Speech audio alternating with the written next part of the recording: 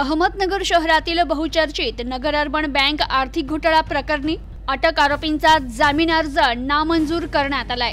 अहमदनगर शहरातील नगर अर्बन बँकेत 251 कोटी 25 लाख 61 हजार रुपयांचा गैरव्यवहार घोटाळा प्रकरणी अटक करण्यात आलेला आरोपी संचालक अनिल कोठारी, संचालक अशोक कटारिया, तज्ञ संचालक शंकर अंदानी यांनी या प्रकरणी जिल्हा न्यायालयात जामीन अर्ज दाखल केले होते।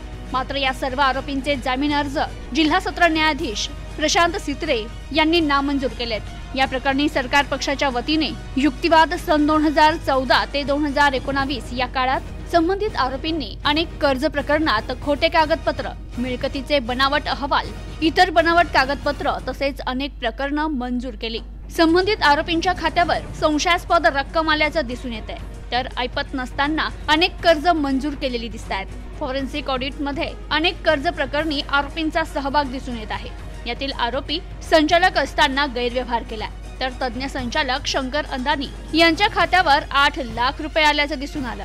संबंधित प्रकरणी अर्बन बँकेचे अनेक संचालक फरार आहे, तर अशोक कटारिया यांच्या खात्यावर 45 लाख रुपये जमा झाल्याचं निष्पन्न झालं।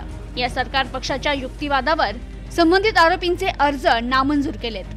जामीन अर्जावर सरकार पक्षातर्फे सरकारी वकील अनिल घोडके आणि मंगेश दिवाने यांनी युक्तिवाद केला, तर मूळ ठेवीदारांच्या वतीने ॲडव्होकेट अच्युत पिंगळे यांनी युक्तिवाद केला। Bureau report, news today 24, Ahmednagar.